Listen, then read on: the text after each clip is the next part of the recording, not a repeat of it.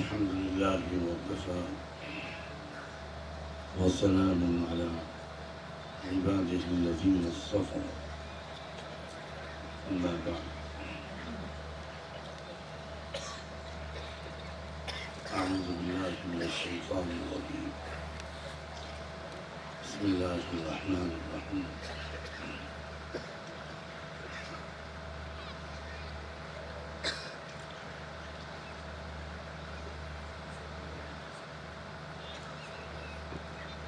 عسى أن تكرهوا شيئا وهو خير لكم وعسى أن تحبوا شيئا وهو شر لكم والله يعلم وأنتم لا تعلمون سبحان ربك رب العزة عما يصفون وسلام على المرسلين والحمد لله رب العالمين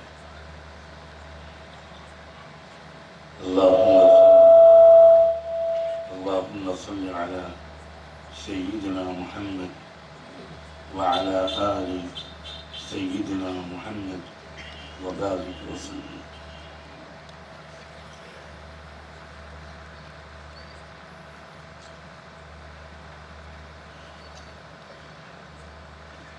قابل احترام بزرگوں اور بھائیوں،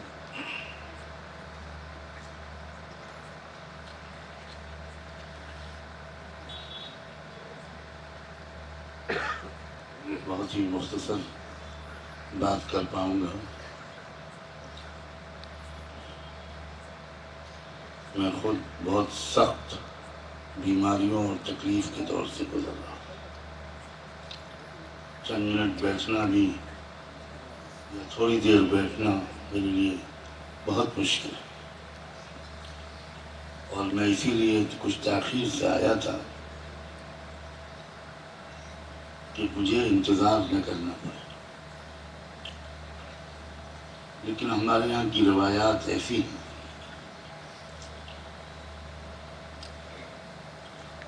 اور چونکہ لوگوں کو اطمینان ہے کہ یہ اسپتال کا جلسہ ہے، تو اگر کوئی زیادہ بیمار ہو جائے گا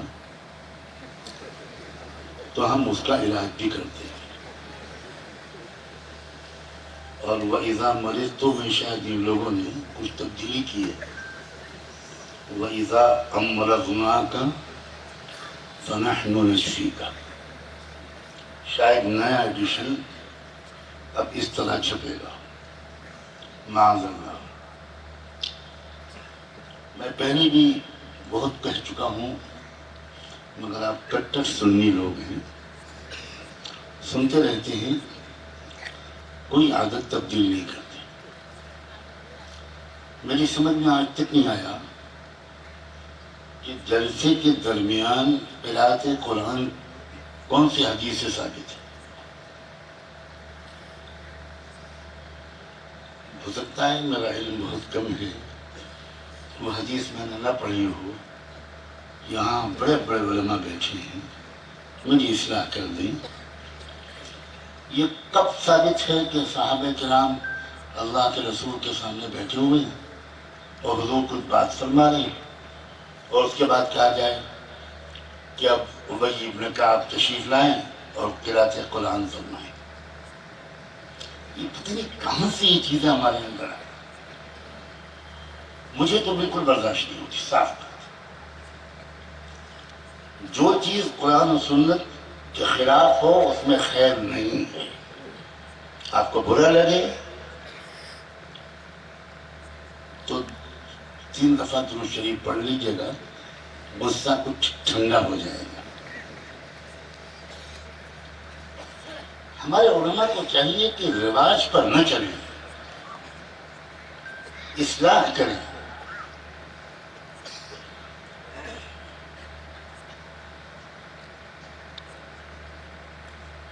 عملی قومیں باتوں میں وقت نہیں ضائع کرتی. مجھے ایک جلسہ بتا دیجئے جو RSS نے کیا ہو. ایک جلسہ بتائیے. ہمارے ایک دن کے جلسے پورے ملک میں جو ہوتے ہیں پورے عالم کی بات نہیں کر رہا ہوں، RSS کے 100 سال کے جلسوں سے زیادہ ہیں۔ کام کرنے والی قومیں کچھ اور ہوتی ہیں، باتیں کرنے والی قومیں کچھ اور ہوتی ہیں، اور ہم دنیا میں سب سے زیادہ باتیں کرنے والی قوم بن چکے ہیں۔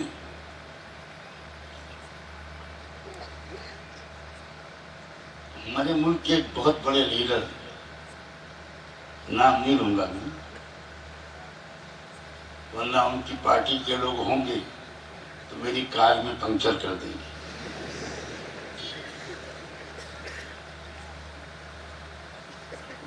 وہ لیڈر ایک دفعہ میرے پاس آئے، کہنے لگے نعمانی صاحب میں اس وقت آپ سے کچھ راشٹریہ مسائل کے سلسلے میں بات کرنے نہیں آیا، ایک پرسنل ریکویسٹ لے کر آیا۔ میں حیران رہ گیا کہ وہ بہت بڑے لیڈر اور میں غریب مولوی۔ میں نے کہا فرمائیے کیا بات ہے؟ کہنے لگے آپ اپنا یا اپنے جیسے کسی کا ایک پھیپھڑا مجھے دلوا دیجیے۔ پھیپھڑا سمجھتے ہیں؟ کیا کریں گے آپ اس کا؟ کہنے لگے آپ لوگوں کے پاس جو پھیپھڑے ہیں رات رات بھر تقریر کرتے ہیں اور سانس نہیں پھولتی، اور ہم آدھے گھنٹے کی تقریر میں بھاشن کے بعد حالت خراب ہو جاتی۔ یہ ہے لوگوں کا ہمارے بارے میں تبصرہ۔ کہتی ہے تجھے خلق خدا غائبانہ کیا۔ آپ ہمارے جلسوں سے لوگ ڈرتے نہیں ہیں، لوگ مذاق اڑاتے ہیں۔ میں چونکہ سب قوموں سے ملتا ہوں، سب قوموں کے لیڈروں سے میری بہت اچھے تعلقات اور ملاقاتیں رہتی ہیں، اور کبھی کبھی وہ کھل کر بات کرتی ہیں۔ کہتے ہیں خدا کے لیے اپنی قوم کے لوگوں کو سمجھائیے کہ بولا کم کریں، جلسے کم کیا کریں، زمینی محنتیں بڑھائیں۔ خدا جانے کب یہ تبدیلی ہمارے اندر آئی۔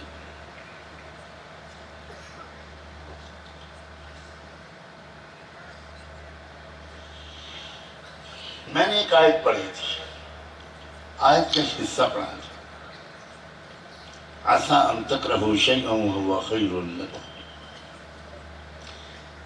ہو سکتا ہے کہ ایک چیز تم کو اچھی نہ لگے، بہت بری لگے، ناپسند ہو، مگر وہ تمہارے لیے مفید ثابت ہو۔ اور یہ بھی ہو سکتا ہے کہ کوئی چیز تم کو بہت اچھی لگے اور وہ تمہارے لیے نقصان دہ اور بری ثابت ہو۔ وَاللَّهُ يَعْلَمُ وَأَنْتُمْ لَا تَعْلَمُونَ، اللہ جانتا ہے اور تم نہیں جانتے۔ جب اس ملک کی آزادی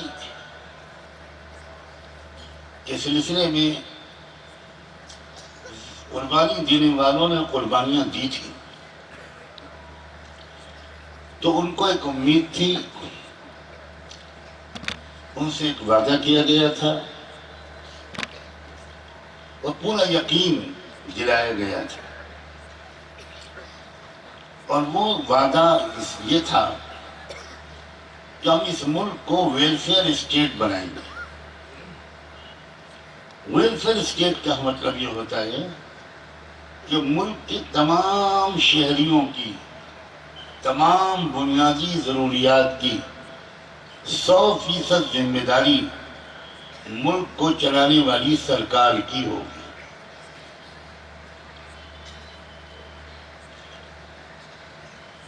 بنیادی تعلیم،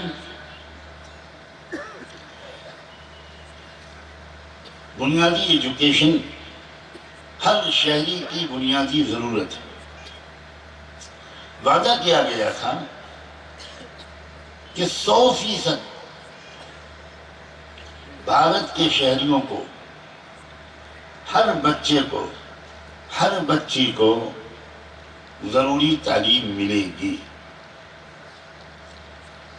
تعلیم امیروں کے بچوں ہی تک محدود نہیں رہی۔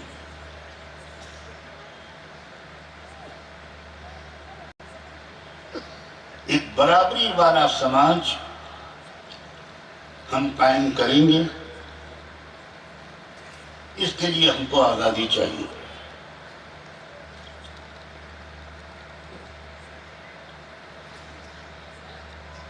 ملک کے تمام شہریوں کو علاج معالجے کی یکساں سہولت حاصل ہو، ہر غریب سے غریب مریض کو وہی شاندار علاج ملے گا جو کسی امیر کو مل سکتا ہوگا۔ امیر اور غریب کے درمیان، شہری اور دیہاتی کے درمیان کوئی فرق نہیں ہوگا۔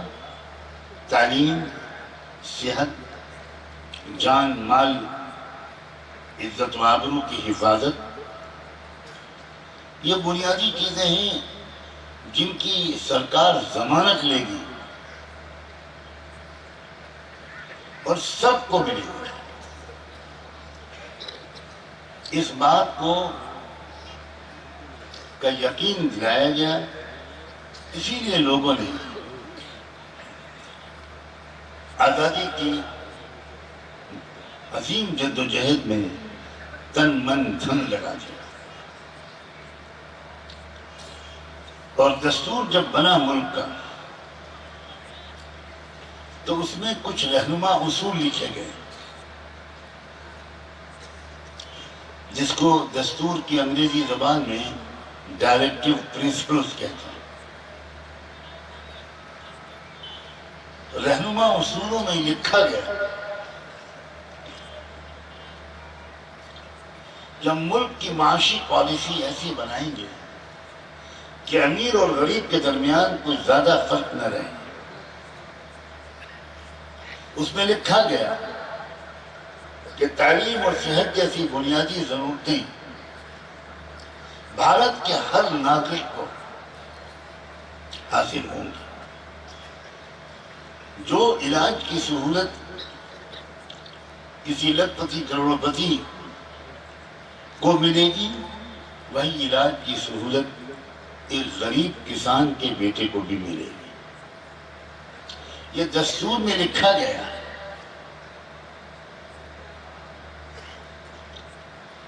لیکن ہم سب جانتے ہیں کہ بہت سے وعدوں کی طرح یہ وعدے بھی پورے نہیں کیے گئے۔ تعلیم کا نظام بھی ایسا بنتا چلا گیا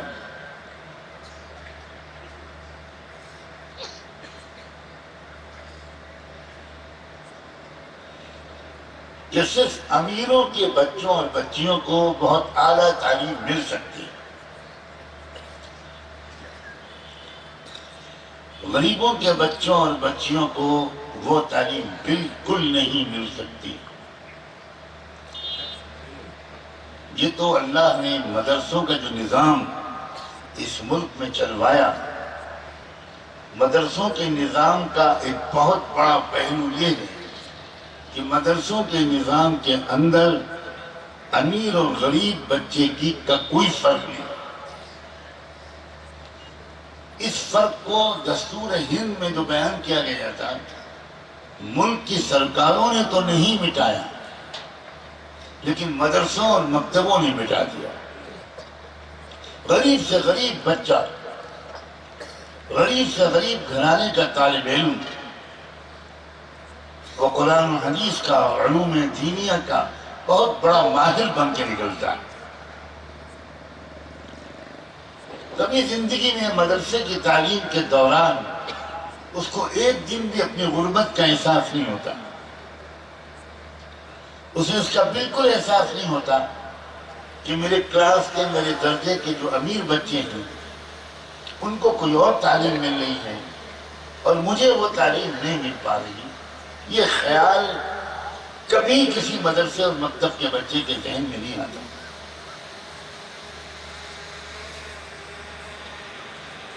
کوئی کہنا چاہے تو کہہ سکتا ہے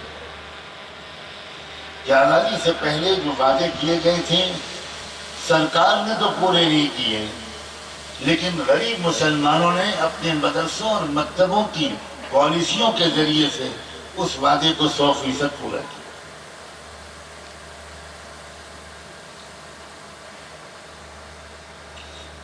یہ مدرسے سرکار سے ایک پیسہ بھی نہیں لیتے، سرکار پر بوجھ نہیں بنتے،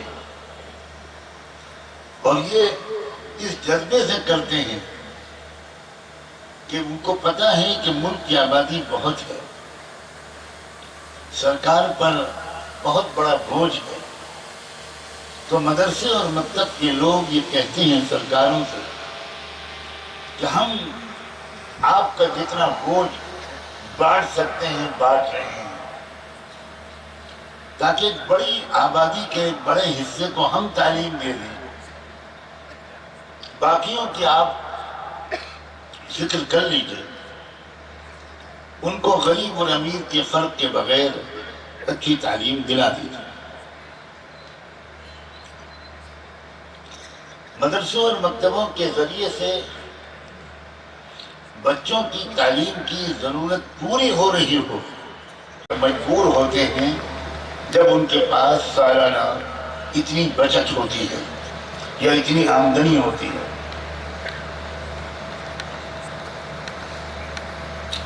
میں اس ٹیکس کی بات نہیں کر رہا ہوں، میں اس ٹیکس کی بات کر رہا ہوں کہ جو آپ جب ماچس کی ڈبیا خریدتے ہیں تو اس کی جو قیمت ادا کرتے ہیں اس میں بھی 2-4 پیسے ٹیکس کے طور پر حکومت کو جاتے ہیں، وہ ماچس بنانے والی کمپنی کو نہیں جاتے۔ آپ ایک جوڑی موزہ خریدتے ہیں، آپ ایک چپل اور جوتے خریدتے ہیں، آپ ایک معمولی سے معمولی چیز خریدتے ہیں، آپ دوا کی 2 گولیاں خریدتے ہیں، اس میں بھی ٹیکس ہوتا ہے، وہ ٹیکس سرکار کو جاتا ہے۔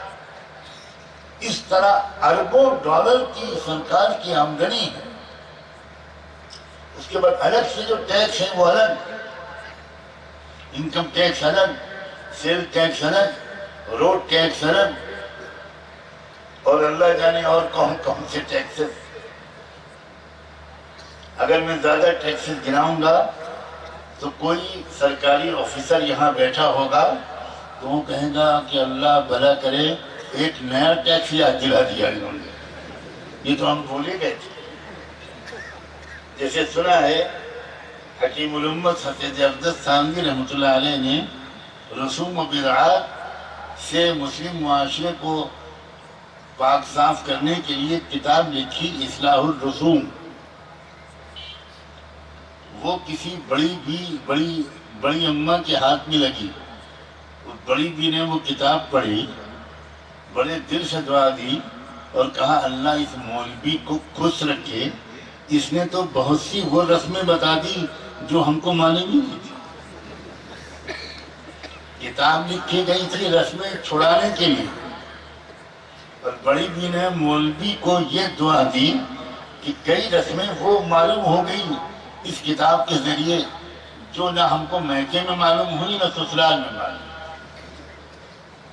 تو ایسا نہ ہو کہ میں ٹیکسز گناؤں اور اس بڑھیا کی طرح کوئی سرکاری کرمچاری سوچے کہ بھائی یہ تو ٹیکسز ہم جانتے ہی نہیں، اس کو بھی دینا پڑے گا۔ اتنی آمدنی ہے حکومت کی کہ اگر کرپشن نہ ہو، اور کاش کہ کبھی وہ ایک دن ایسا آ جائے جو کرپشن کے بغیر ہم کو دیکھنے کو مل جائے، اگر بے ایمانی نہ ہو، اگر لوٹ کھسوٹ نہ ہو، اگر دیش کی محبت اور واقعی دیش کی ترقی کی سچی خواہش ہو، اگر واقعی دیش واسیوں کی زندگی کو اوپر اٹھانا سرکاروں کو مقصود ہو، تو اتنی آمدنی ہے کہ ہمارا ملک چند سالوں کے اندر دنیا کا سب سے خوشحال ملک بن جائے گا، اتنی آمدنی ہے۔ لیکن ایسا نہیں ہو رہا، ملک میں علاج مہنگے سے مہنگا ہوتا جا رہا ہے، غریب مریض کو اچھا علاج نہیں مل پا رہا، غریب بچے کو، غریب لڑکے لڑکی کو اچھی تعلیم نہیں مل پا رہی۔ اب میں اس کو سامنے رکھ کر وہ آیت پڑھی تھی کہ عَسَىٰ أَن تَكْرَهُوا شَيْئًا وَهُوَ خَيْرٌ لَكُمْ۔ اگر یہ صورتحال ہے اور واقعی یہ صورتحال ہے کہ سرکار نے جو وعدہ کیا تھا، دستور میں جس کا ذکر کیا گیا، وہ وعدہ پورا نہیں کر رہے، تو ٹھیک ہے، ان کو یہ یاد دلانا جس طریقے سے مناسب ہو یاد دلایا جائے، احتجاج کیا جائے، پروٹیسٹ کیا جائے، مطالبے کیے جائیں، میمورنڈم دیے جائیں، یہ سب کام وہ لوگ کریں جو اس میدان کے شہسوار ہیں۔ میں تو اس وقت کچھ اور بات کہنا چاہتا ہوں۔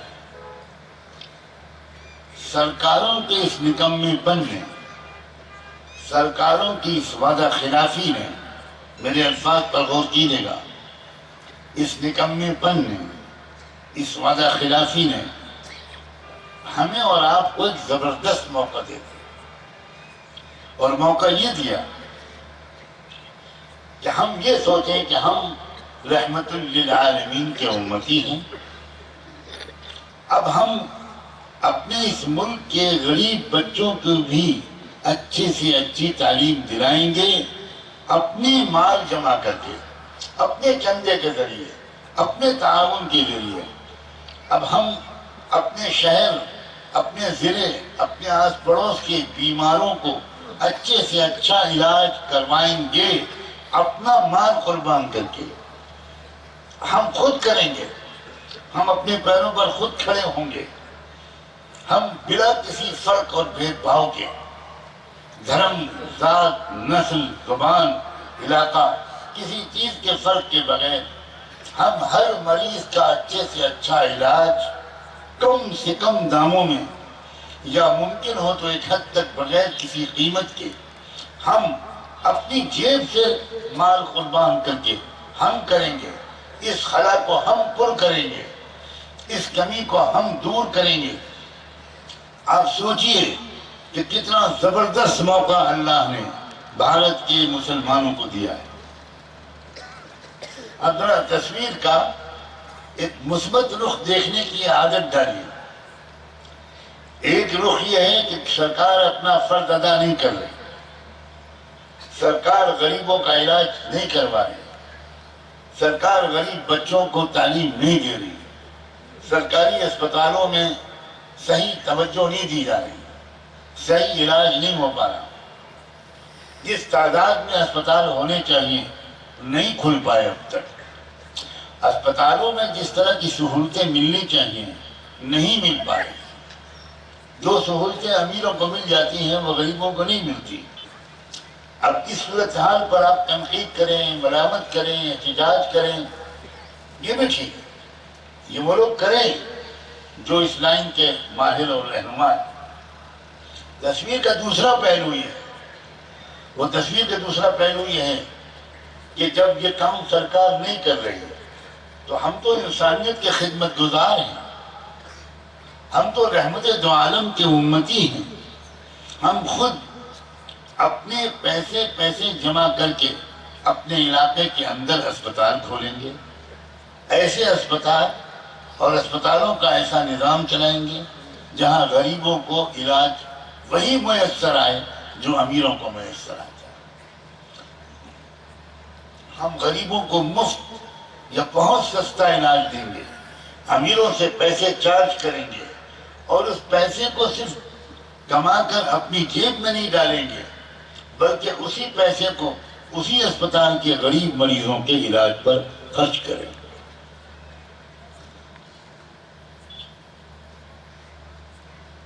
ہر نبی کا کام کرنے کا طریقہ الگ ہوتا ہے۔ اب یہ جو بات میں کہہ رہا ہوں یہ اسی سے جڑی ہوئی ہے، بہت دھیان سے سنیے گا۔ ہر نبی کا اپنی قوم میں کام کرنے کا طریقہ الگ ہوتا ہے۔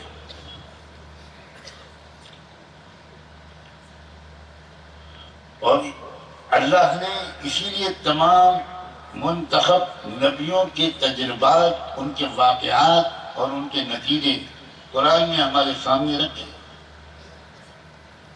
اور ان سب کا مجموعہ بنا دیا خاتم النبیین سیدنا محمد الرسول اللہ صلی اللہ علیہ وآلہ وسلم۔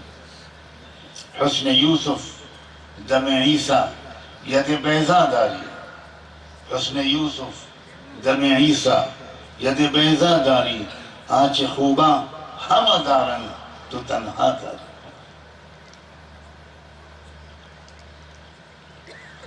اب ایک ملک ملا تھا یوسف علیہ السلام۔ میں ایک نبی کا کام کرنے کا طریقہ اور اس کا نتیجہ سنانا چاہتا ہوں۔ کام کرنے کا صرف ایک ہی طریقہ، نبیوں کا طریقہ نہیں ہوتا۔ کام کرنے کے الگ الگ بہت سے طریقے ہیں جو الگ الگ نبیوں نے اپنے اپنے دور میں اللہ کے رہنمائی میں اختیار کیا۔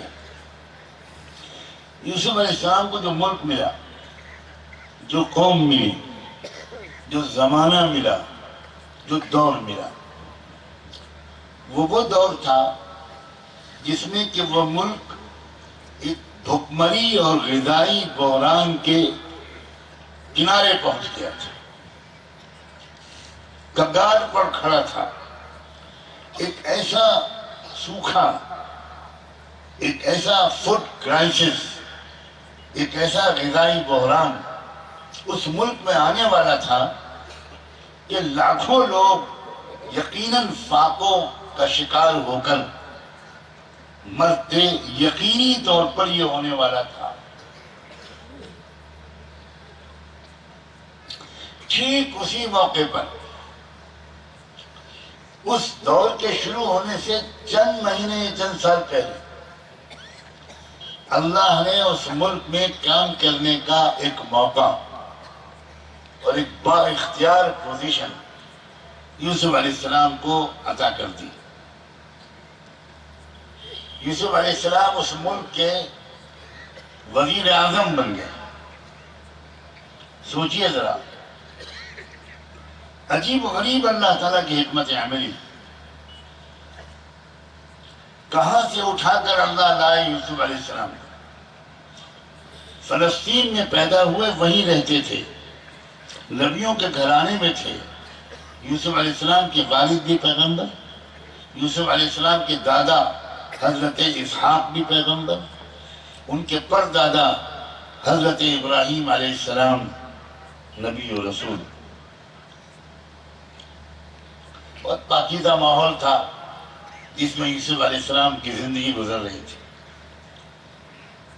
لیکن اللہ نے یوسف کو چنا تھا دنیا کی سب سے بڑی طاقت سپر پاور کے اندر ایک زبردست، خوبصورت، پرامن انقلاب لانے کے لیے۔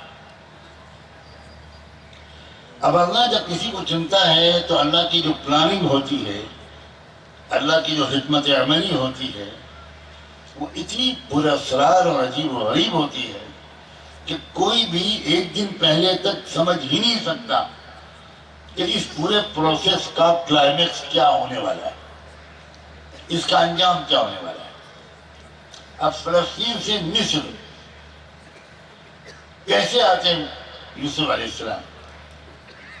انقلاب لانا تھا مصر میں، تبدیلی لانی تھی مصر میں، اس لیے کہ ظلم کا مرکز بن گیا تھا مصر۔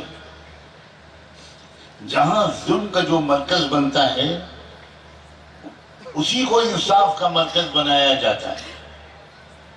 میرے اشاروں کو سمجھیے گا، جب وقت آ گیا کہ ظلم کے مرکز مصر کو انصاف کا عالمی مرکز بنایا جائے تو اس کے لیے اللہ نے خاموشی سے انتخاب کر لیا ایک نوجوان بچے کا کہ اس کو بڑا کر کے اور مختلف طریقے سے ٹرین کر کے، تربیت سے گزار کر، اس کے ذریعے مصر میں وہ زبردست پرامن صالح تبدیلی، وہ پیسفل انقلاب اس کے ذریعے لاؤں گا، اللہ نے طے فرمایا۔ چنانچہ یوسف کے بھائیوں کے دل میں جلن پیدا ہوئی،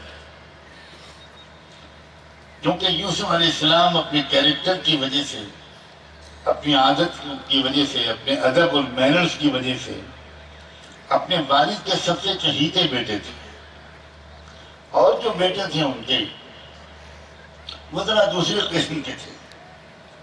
تو والد ان کے جو تھے وہ سب سے زیادہ پیار اپنے چھوٹے بیٹے سے کرتے تھے۔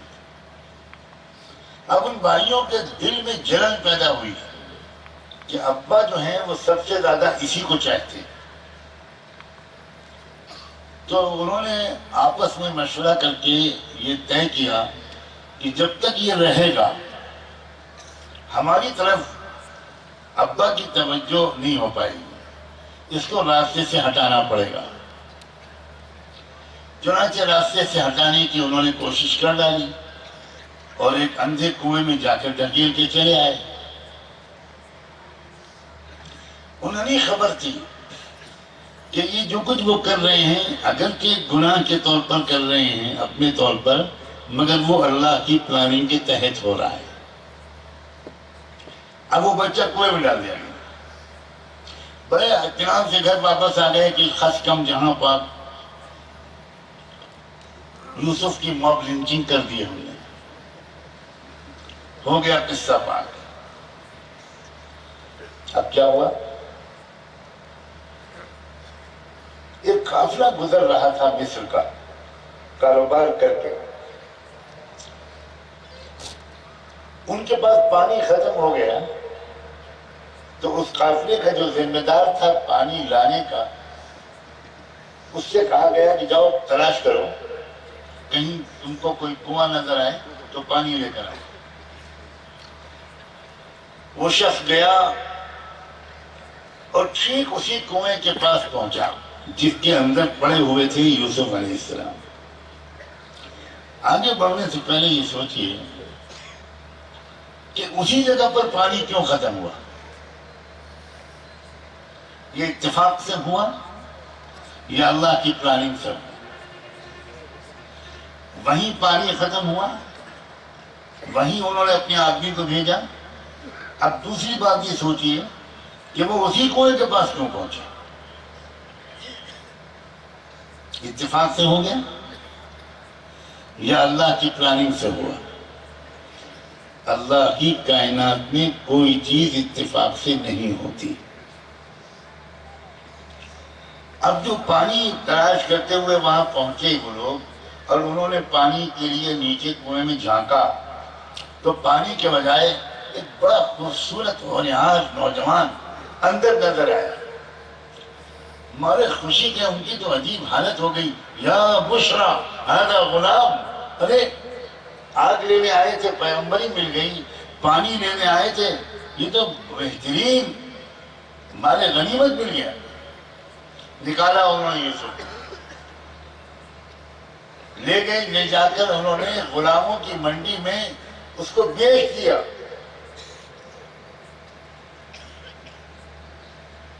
میں بہت مختصر کر کے کہنے کی کوشش کر رہا ہوں تاکہ اصل بات جو کہنا چاہتا ہوں وہ رہ نہ جائے۔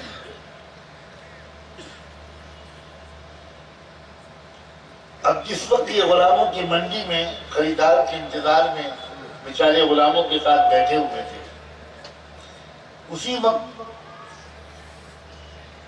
مصر کے گورنر نے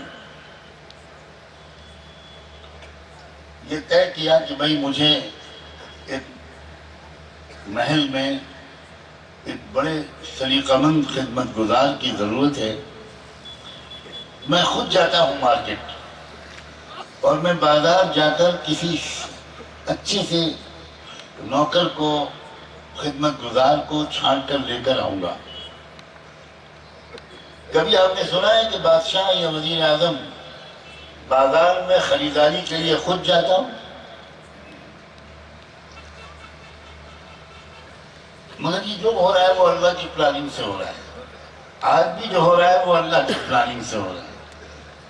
میری اصل منشا کو سمجھتے رہنا، خالی مصر و فلسطین میں گھومتے مت رہو، بار بار بیچ میں احمد آباد بھی آؤ، پٹن شریف بھی آؤ، گجرات شریف پہ آؤ، لانا مجھ کو یہی ہے، مصر سے بہت جلدی واپس آئیں گے ہم اپنے بھارت میں۔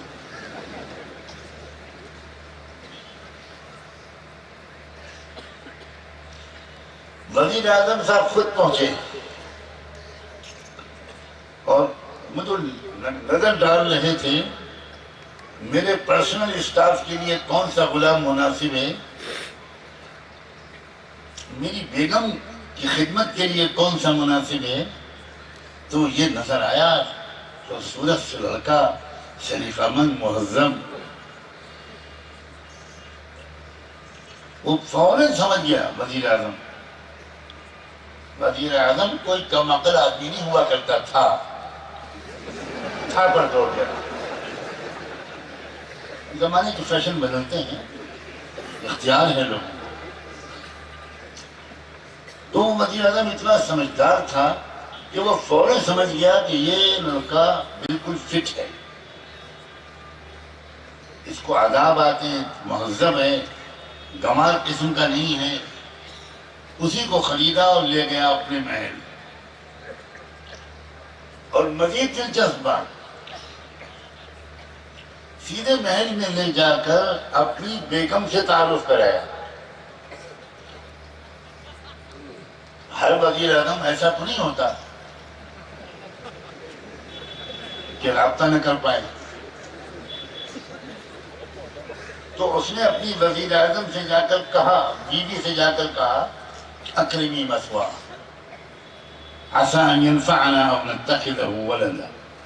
دیکھو یہ لڑکا، یہ سرونٹ، یہ نوکر، یہ ایک میڈ بوائے، اس کو ذرا بہت عزت کے ساتھ رکھنا، اس کو عام نوکروں کے ساتھ مت رکھنا، اس کو سرونٹ کوارٹر میں مت رکھنا۔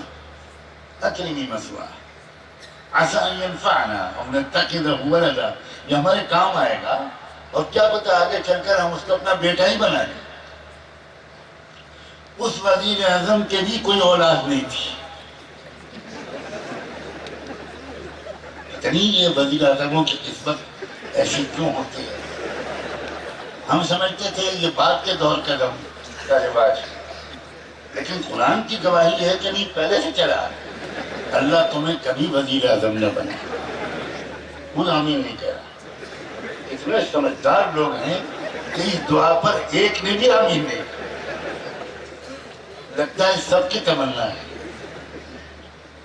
24 گھنٹے کے لیے بن جائے۔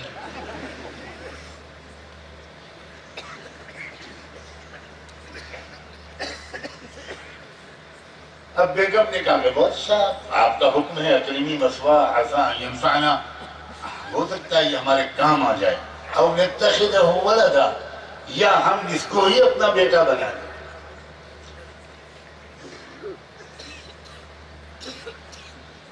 یہ جو کچھ ہو رہا ہے وہ اللہ تعالیٰ کی تقدیر کے نتیجے میں، یہ میں سمجھانا چاہ رہا ہوں۔ اللہ کسی شور مچائے بغیر پردے کے پیچھے سے اپنا کام کرتا رہتا ہے، آج بھی کر رہا ہے۔ یہ الگ بات ہے کہ ہم اللہ کے طرز عمل کو، اللہ کی چلائے ہوئے پہیے کو دیکھ نہیں پاتے، سمجھ نہیں پاتے کہ یہ کیا ہو رہا ہے۔ ہمیشہ حالات کا وہی رخ ہم سمجھنے کی کوشش کرتے ہیں یا سمجھنے لگتے ہیں جو میڈیا ہم کو دکھاتا ہے۔ حالات کا وہ رخ اکثر صحیح نہیں ہوتا جو میڈیا ہمیں دکھاتا ہے، حالات کا صرف وہ رخ صحیح ثابت ہوتا ہے جو قرآن ہم کو دکھاتا ہے۔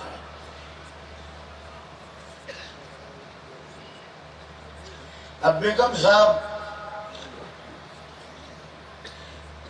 اس نوجوان لڑکے پر دیوانی ہو گئی اور طرح طرح سے اس کو برائی میں پھنسانے کی کوشش کرنے لگی۔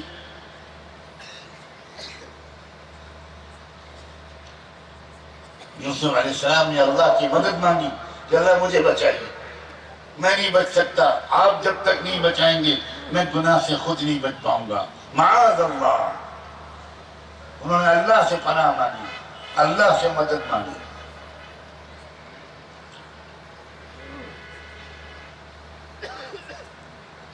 وہ رنگے ہاتھوں بیگم صاحب پکڑ لی گئی تھی،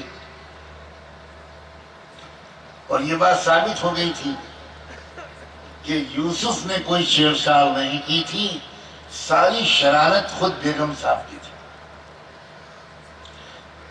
اور یہ خبر پھیل گئی عورتوں کے ذریعے۔ اسی لیے تجربہ کاروں کا کہنا ہے کہ جس خبر کو پھیلانا ہو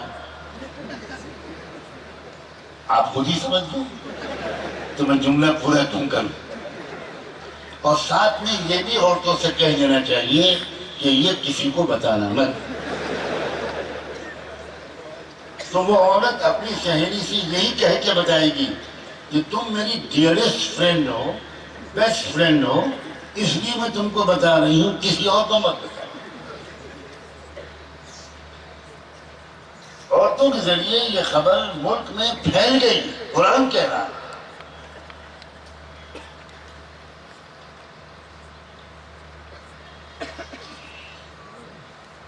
اب مسئلہ یہ پیش آ گیا اس مصر کے وزیر اعظم کے سامنے کہ اگر میں نے یوسف کو جیل میں نہ بھیجا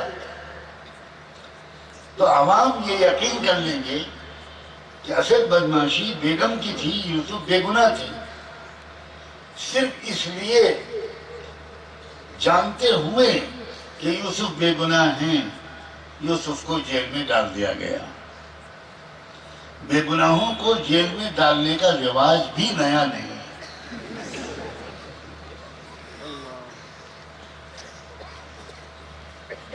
تاریخ اپنے آپ کو دہراتی رہتی۔ اب یوسف جیل میں چھوڑ دیے گئے۔ اللہ کے ہر فیصلے کے پیچھے حکمتیں ہوتی ہیں۔ کیوں جیل میں بھیجے گئے؟ سب سے پہلے کنویں میں کیوں ڈالے گئے؟ کیا اللہ بچا نہیں سکتا تھا؟ کیا یوسف کے دلوں سے اس برے خیال کو، یوسف کے بھائیوں کے دلوں سے اس برے خیال کو نکال نہیں سکتا تھا؟ پھر یوسف کنویں سے نکل کر بیچے کیوں گئے غلاموں کی طرح؟ کیوں بکنے دیا اللہ نے؟ اور پھر وہ مصر کے گورنر کے گھر میں کیوں گئے؟ ذرا سوچنے کی عادت ڈالیں اور ہمارے علماء قرآن کی گہرائیوں کو سادہ لفظوں میں عوام کے سامنے رکھیں۔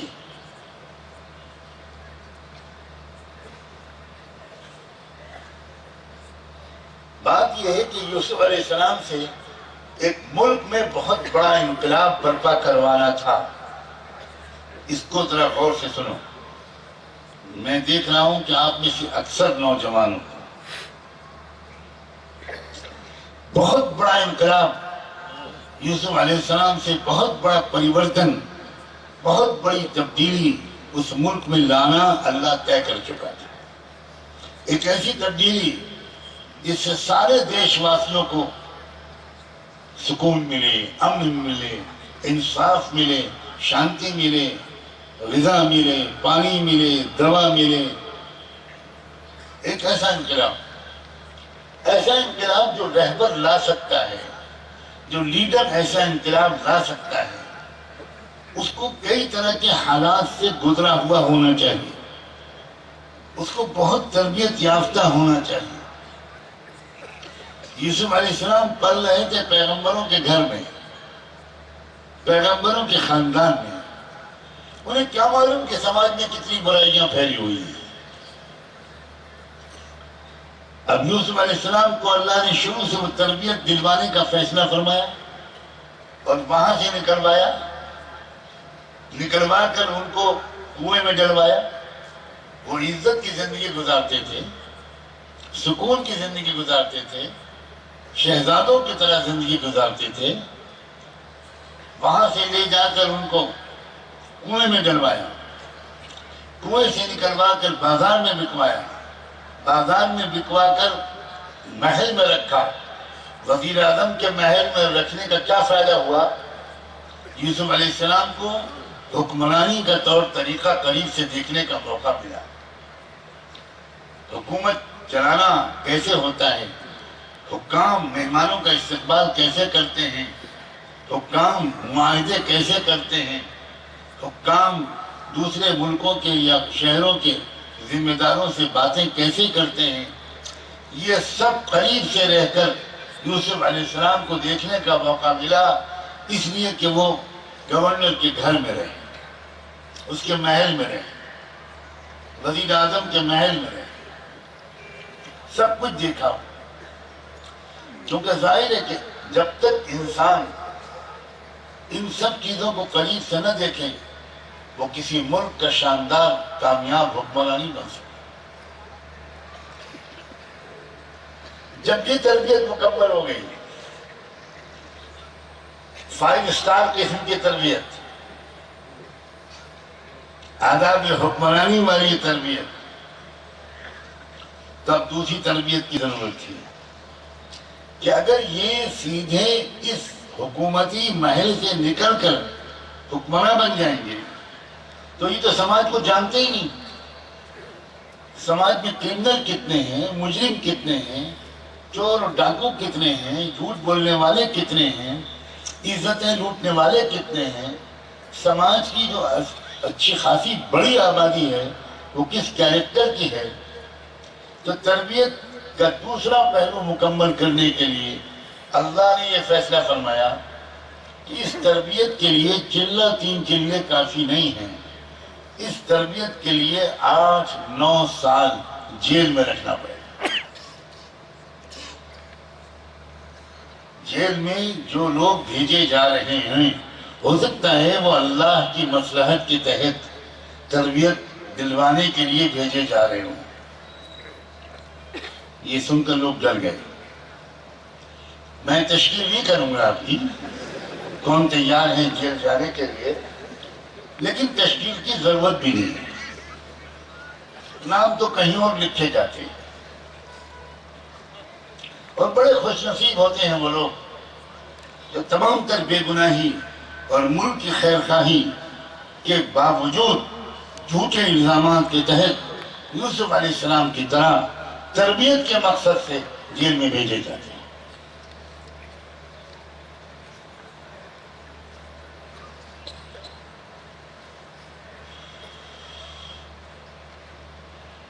اب جب یوسف علیہ السلام جیل میں گئے تو ان کو ایک نئی دنیا ملی۔ وہ دنیا ان کو اپنے فلسطین میں بزرگوں کے گھرانے میں اور ماحول میں نہیں ملی تھی، وہ دنیا ان کو مصر کے گورنر کے محل میں نہیں ملی تھی۔ اب اس دنیا کو دیکھنا بھی ضروری تھا، ان کو سماج کو سدھارنا تھا، ان کو سماج کے مسائل کی تہ میں جانا تھا، اور انہوں نے جیل میں رہ کر کتنی گہرائی کے ساتھ جیل کے ساتھیوں کو دیکھا ہوگا، ان کی کمزوریوں کو پڑھا ہوگا، سماج کے اندر ہونے والے ظلم، نابرابری اور اس کے نتیجے میں پھیلنے والی غربت اور جہالت کو دکھے دل سے محسوس کیا ہوگا، اور دردمند دل رکھنے والے یوسف نے دل میں کتنی دعا مانگی ہوگی، اے خدا میں آپ کو اپنے باپ کا واسطہ دیتا ہوں، اپنے دادا یا حضرت اسحاق کا اور اپنے پردادا حضرت ابراہیم کا واسطہ دیتا ہوں، آپ مجھے سماج کی اس اصلاح کا موقع عنایت فرما، سماج کی خدمت کا موقع عنایت فرما۔ تو دونوں طرح کی تربیتوں کو دینے کے بعد تب اللہ تعالیٰ نے ان کو اب جیل سے نکالنا اور نکال کر سماج کی خدمت کا ایک موقع دینے کا فیصلہ فرمایا۔ اور کیسے؟ وہ بھی عجیب ہو گئی۔ بادشاہ نے خواب دیکھا، وزیر اعظم کا تذکرہ نہیں کر رہا ہوں، لوگوں کے ذہن پر وزیر اعظم سوار ہوتے ہیں، لیکن یہاں میں تذکرہ کر رہا ہوں بادشاہ کا۔ اور بادشاہ نے خواب دیکھا، اس نے بڑے بڑے پنڈتوں کو بلا کر اس خواب کی تعبیر پوچھی، مگر کوئی بتا نہ سکا، اور یہی کہہ کے ٹالنے کی کوشش کی کہ حضور کچھ پیٹ خراب ہوگا، جہاں پناہ آپ کا جب پیٹ خراب ہوتا ہے تو الٹے سیدھے خواب دکھائی پڑتے ہیں، اضغاث و احلام، وما نحن بتاویل الاحلام بعالمین، یہ کوئی بامقصد معنی خیز قسم کا خواب نہیں ہے، یہ الٹا سیدھا خواب ہے۔ بہت سے لوگ ہمارے بزرگوں کو بھی خواب آ کر سناتے، وہ ہر جمعرات کو ایک خواب دیکھتے اور نیت کر کے لیٹتے ہیں کہ نیت کرتا ہوں میں ایک نیا جھوٹا خواب دیکھنے۔ اور اکثر جب مجھے کوئی ایسا خواب سناتا ہے تو میں کہتا ہوں بھائی خمیر جوالش جالینوس صبح شام کھایا کرو اور مقوی معدے کا استعمال کرو، گیسز بہت چڑھ رہے ہیں دماغ کا۔ ہر شخص کو خواب دیکھ رہا ہے، کوئی امام مہدی کو دیکھ رہا ہے، کوئی پتہ نہیں کس کو دیکھ رہا ہے، نماز کا پتہ نہیں ہے اور امام مہدی سے مسافہ ہو رہا ہے۔ ارے اپنی بیوی کے سوا کسی اور کو بیوقوف بنانے کی غلطی مت کیا کر، اس کو تو تم روز بیوقوف بناتے ہو بیچارے۔ اسی لیے عورتوں کا یہاں انتظام بھی نہیں کیا گیا۔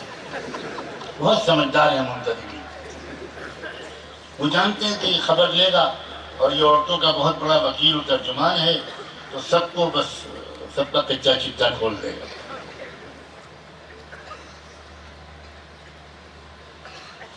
اللہ اکبر۔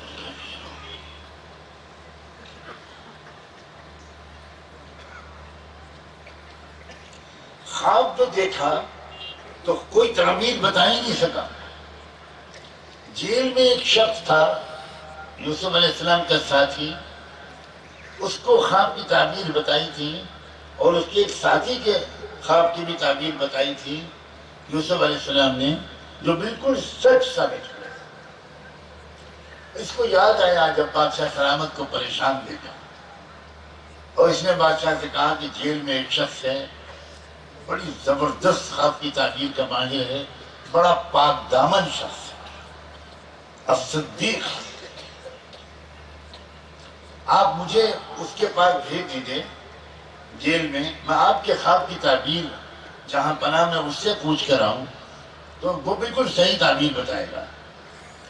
بادشاہ نے فوراً بھجوایا اور بڑے سرکاری اعزاز کے ساتھ وہ شخص گیا اور یوسف علیہ السلام سے جا کر بادشاہ کے خواب کی تعبیر پوچھی۔ تو یوسف علیہ السلام نے جواب میں کہا کہ دیکھو تعبیر یہ ہے کہ آنے والے 7 سال جو ہوں گے اس میں بارش ہوگی، اچھی پیداوار ہوگی، اور اس کے بعد جو اگلے 7 سال ہوں گے اس میں بالکل بارش نہیں ہوگی اور سوکھا پڑے گا۔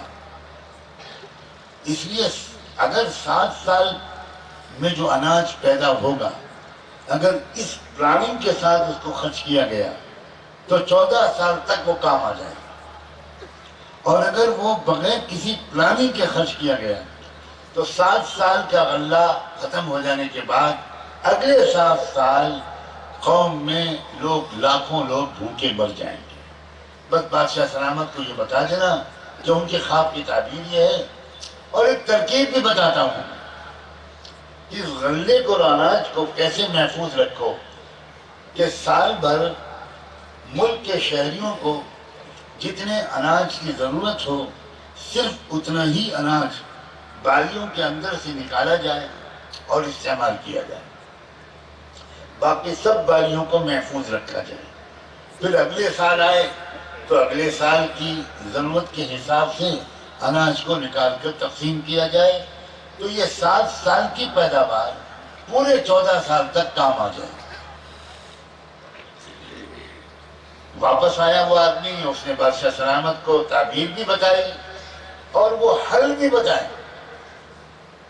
جو یوسف علیہ السلام نے بتایا تھا۔ بادشاہ حیران رہ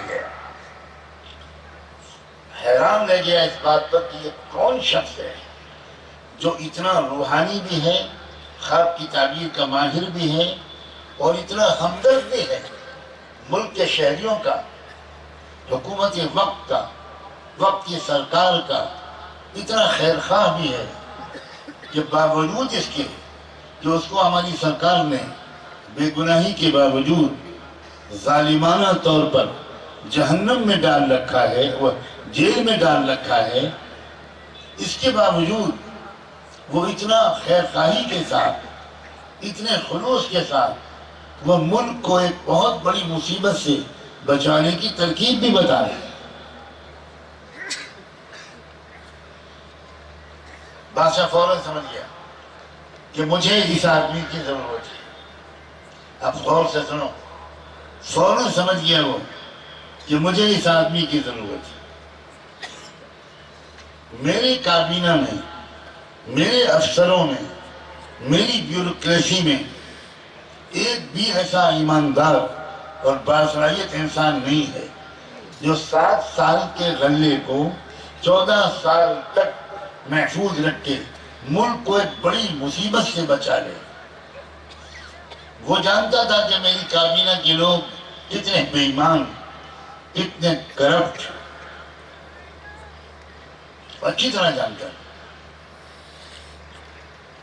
وہ فوراً سمجھ گیا کہ سوائے اس کے کہ وہی شخص جیل سے نکل کر آئے اور میرے ملک کے نظام کو سنبھالے اور فصلوں کو، اناج کو، پیداوار کو، زمین کی پیداوار کو صحیح طریقے سے محفوظ رکھے اور صحیح طریقے سے تقسیم کا نظام چلائے، اس کے بغیر میرا ملک عام بھکمری سے نہیں بچ سکتا۔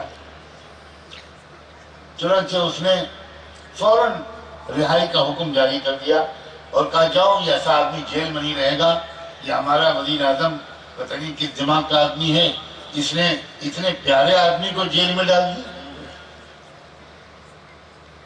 پتہ نہیں وزیر اعظم کا عہدہ کچھ ایسا ہی ہوتا ہے کیا؟ فوراً اس نے حکم دیا بادشاہ نے۔ اب یہ سرکاری افسران رہائی کا پروانہ لے کر جیل پہنچے اور وہاں جا کر یوسف علیہ السلام کو خوشخبری سنائی کہ آپ کی رہائی کا حکم لے کر آئے ہیں، اب چلیے، اب آپ سرکاری مہمان بنیں گے، اور بادشاہ سلامت نے آپ کو بلایا ہے۔ یوسف علیہ السلام نے کہا کہ نہیں، میں اس طرح جیل سے نہیں نکلوں گا، مجھے جینا نہیں ہے بندے احسان ہو کر۔ مجھ پر جو الزام لگایا گیا تھا اس کی تحقیق کی جائے، مقدمہ چلایا جائے، جب میں بے گناہ ثابت ہو جاؤں عدالت سے تب میں نکلوں گا، ایسے نہیں نکلوں گا۔ بادشاہ کو یہ خبر ملی، بادشاہ اور حیران۔ بادشاہ نے کہا کہ بس ملک کی عدالتوں کا نظام میں جانتا ہوں، دادا پر مقدمہ چلتا ہے، پر پوتے کے زمانے میں فیصلہ ہوتا ہے، یہ طریقہ غلط ہے۔ تو بادشاہ نے کہا کہ میں خود عدالت طلب کرتا ہوں۔ مقدمے کے سارے فریقوں کو بادشاہ نے اپنے محل میں طلب کر لیا، خود جج بن کر بیٹھا۔ اب جو فریق تھے اس میں سب سے پہلے شہر کی بیگمات، جنہوں نے پروپیگنڈا کیا تھا یوسف علیہ السلام کی گنہگاری کا، ملکہ معظمہ یہ وزیر اعظم کی بیوی کی خوشامد میں، تو سب سے پہلے ان بیگمات کو طلب کیا بادشاہ نے۔ یہ سب قرآن میں ہے، میں کوئی بات تاریخ کی روایات سے نہیں بیان کر رہا ہوں۔ بادشاہ نے ان بیگمات شہر کو طلب کر لیا اور ان سے پہلے پوچھا، اب بتاؤ اس معاملے میں تمہارا کیا کہنا ہے، یوسف گنہگار تھا یا وزیر اعظم کی بیوی گنہگار تھی؟ تو بیگمات نے فوراً اقبال جرم کر لیا اور یہ کہہ دیا کہ بالکل یوسف بے گناہ تھے، یوسف بے گناہ ہیں، ہم نے جو کچھ کہا تھا وہ بالکل غلط تھا، ہم معافی چاہتے ہیں۔ اقبال جرم بھی کیا، معافی کی درخواست کی۔ اب ایک طرف تو کھڑی ہو جاؤ، اب دوسرا فریق وزیر اعظم کی بیوی، اس کو بادشاہ نے طلب کیا اور وزیر اعظم کی بیوی سے برسر عدالت پوچھا، اب تم اپنا اسٹیٹمنٹ دو، کیا کہتی ہو تم؟ یوسف نے تم کو بہکایا پھسلایا تھا یا یہ تمہاری حرکت تھی؟ تو بیوی نے صاف صاف کہا، بالکل صاف لفظوں میں اپنے جرم کا اخبار کیا، انا راودته عن نفسه الان حصل الحق انا راودته عن نفسه۔ بادشاہ سلامت، میں اقبال جرم کرتی ہوں، میں نے یوسف کو گندے کام میں پھنسانے کی کوشش کی تھی، یوسف بالکل پاک دامن۔ وہ بھی گواہی ہو گئی، وہ بھی الگ کھڑی ہو گئی۔ اب باری تھی یوسف علیہ السلام کی۔ بادشاہ نے یوسف علیہ السلام سے پوچھا کہ اب بتاؤ تمہارا کیا کہنا ہے؟ اللہ اکبر! اس وقت یوسف علیہ السلام نے جو بیان دیا ہے بادشاہ کے محل میں، بادشاہ کی عدالت میں، قرآن نے اس کو کوٹ کیا ہے، ذَلِكَ لِيَعْلَمَ أَنِّي لَمْ أَخُنْهُ بِالْغَيْبِ وَأَنَّ اللَّهَ لَا يَهْدِي كَيْدَ الْخَائِنِينَ وَمَا أُبَرِّئُ نَفْسِي إِنَّ النَّفْسَ لَأَمَّارَةٌ بِالسُّوءِ إِلَّا مَا رَحِمَ رَبِّي۔ بادشاہ سلامت، سب سے پہلے تو میں یہ کہتا ہوں کہ یہ جو میں نے گزارش کی تھی اور اصرار کیا تھا کہ میں اپنے اوپر لگائے گئے الزام کی تحقیق کے بغیر جیل سے نہیں نکلوں گا، وہ اس لیے میں نے یہ اصرار کیا تھا تاکہ سب کو یہ بات اور خاص طور پر وزیر اعظم کو معلوم ہو جائے کہ میں نے ان کی امانت میں کوئی خیانت نہیں کی تھی، اور یہ بات بھی سب لوگ سمجھ لیں اور دیکھ لیں اور جان لیں کہ اللہ تعالیٰ سازشوں کو ناکام کر کے رہتا ہے، کامیاب نہیں ہونے دیتا۔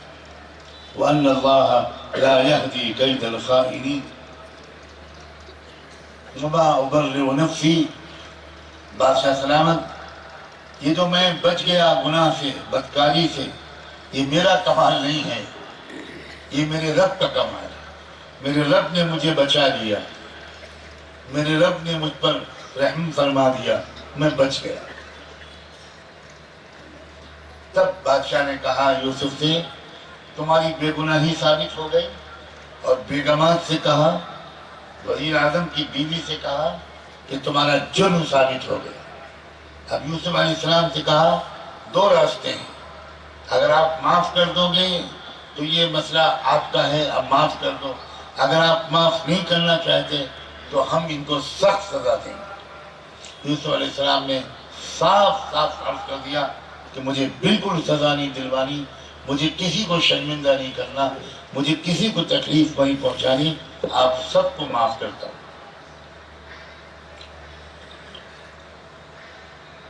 اس طرح اب جب یہ کردار سامنے آیا تب بادشاہ سلامت اندر گئے اپنے محل کے اندرونی کمرے میں، جس میں وہ کسی اہم ترین مہمان سے تنہائی میں بات کرتے تھے۔ وہاں پہنچ کر انہوں نے پیغام بھجوایا، ائتونی بہ، یوسف کو میرے پاس لے کر آؤ، تنہائی میں اس سے بات کروں گا۔ بالکل تنہائی میں 1 to 1 بادشاہ نے یوسف علیہ السلام سے گفتگو کرتے ہوئے کہا، انک اليوم لدینا مکین امین۔ اللہ اکبر! یوسف، سب کچھ دودھ کا دودھ اور پانی کا پانی الگ ہو گیا، تمہارا کیریکٹر، تمہاری صلاحیت، تمہارے اخلاق سب سامنے آ گئے۔ اس ملک کو اس غذائی بحران سے بچانے کی صلاحیت نہ مجھ میں ہے، نہ میرے کسی عملے میں ہے، صرف تم بچا سکتے ہو۔ اس لیے آج سے میں اس ملک کی حکومت تمہارے حوالے کرتا ہوں۔ صرف سکے پر میرا نام رہے گا، مہر میرے نام کی لگے گی، لیکن پورا اختیار تم کو ہے، تم اس ملک کو بچا سکتے ہو۔ یوسف علیہ السلام نے جواب میں کہا، اجعلنی علی خزائن الارض انی حفیظ علیم۔ بس بادشاہ سلامت، میں مکمل تمام شعبوں کی ذمہ داری ہرگز قبول نہیں کروں گا۔ سب سے خطرناک کرائسس جدھر سے آ رہا ہے، اور وہ ہے پیداوار، اور وہ ہے سوکھا،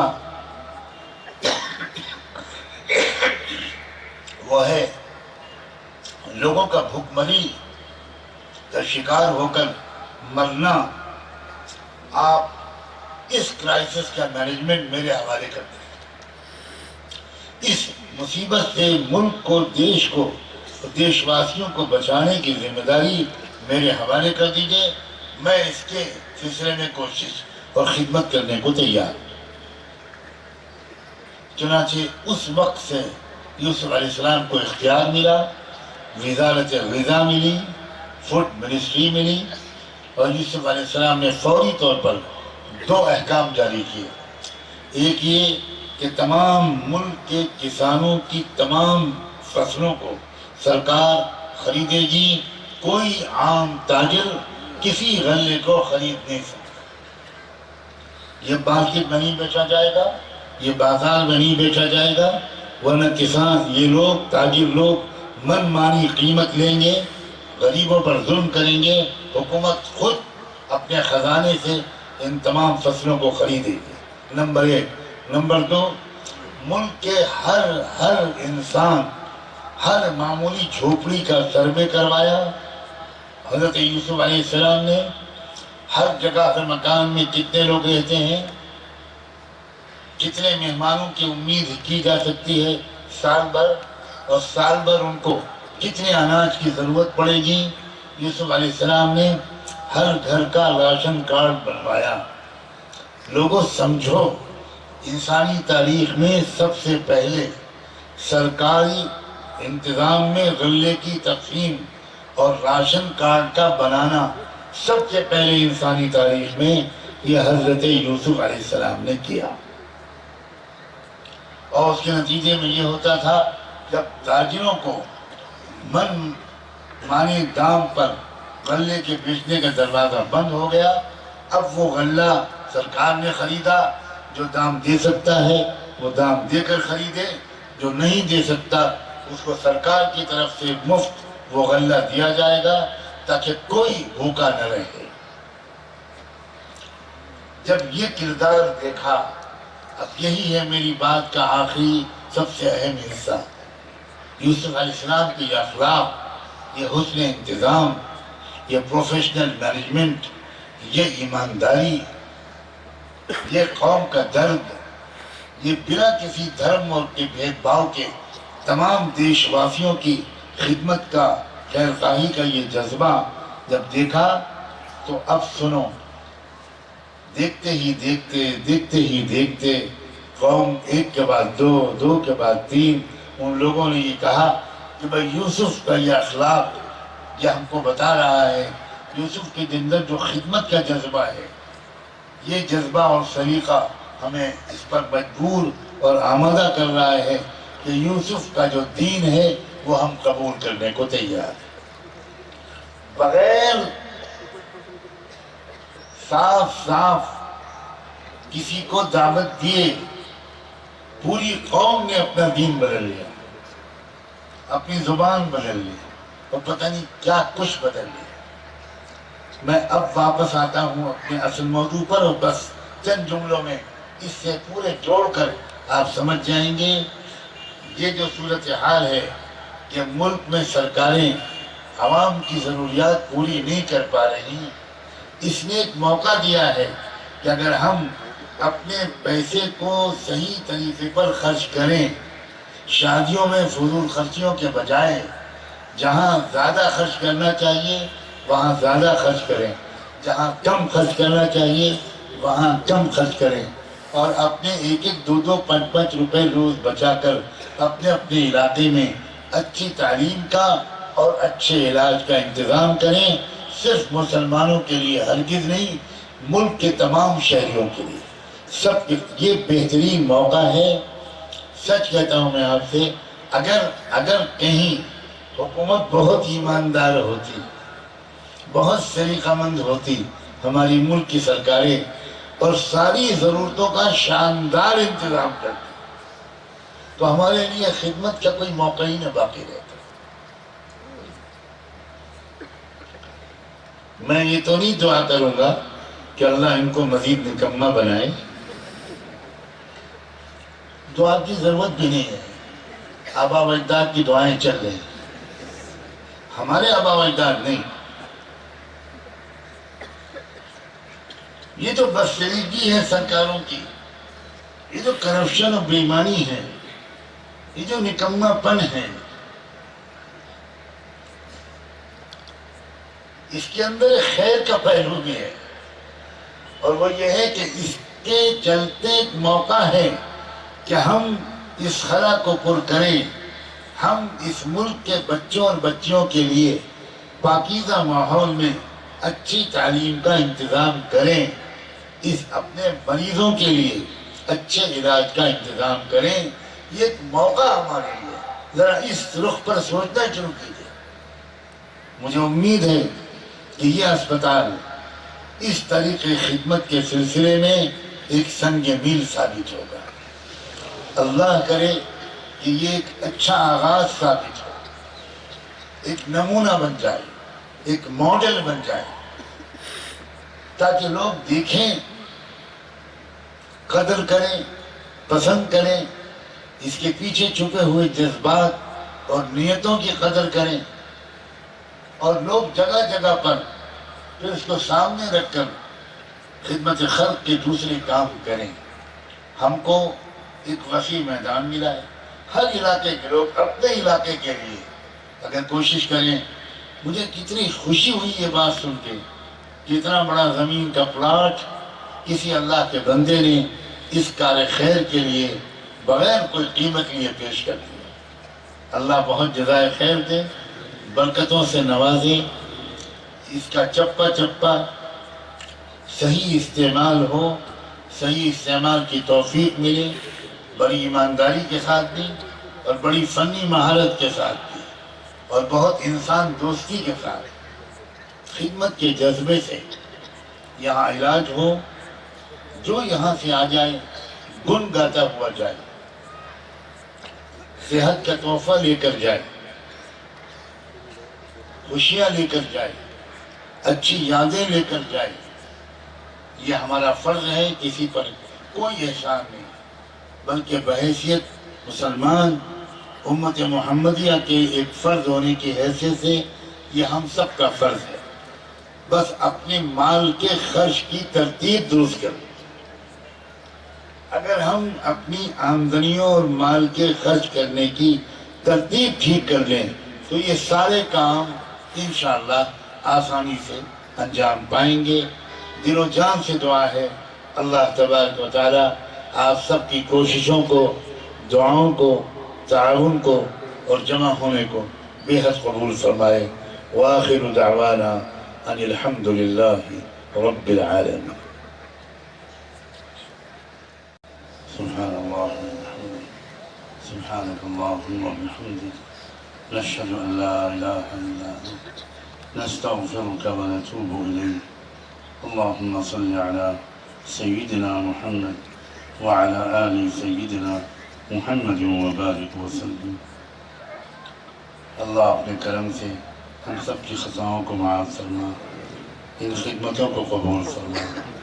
آپ کی جن بندوں نے یہ زمین پیش کی اور آپ کی جن بندوں نے اس کام کا بیڑا اٹھایا، اللہ ان کی مدد فرما، ہر طرف سے تائید فرما، کام کو آسان فرما، صحیح نیت کے ساتھ اچھے معیار کے مطابق اپنے بندوں اور بندیوں کی خدمت کا اور بیماروں کے علاج کا اس کو ایک کامیاب ترین مرکز بنا دیجیے۔ آج کے ہمارے اس پورے اجتماع کو قبول فرما۔ ربنا تقبل منا انك انت السميع العليم وتب علينا انك انت التواب الرحيم، وصلى الله تعالى على خير خلقه سيدنا محمد وعلى آله وصحبه أجمعين برحمتك يا أرحم الراحمين۔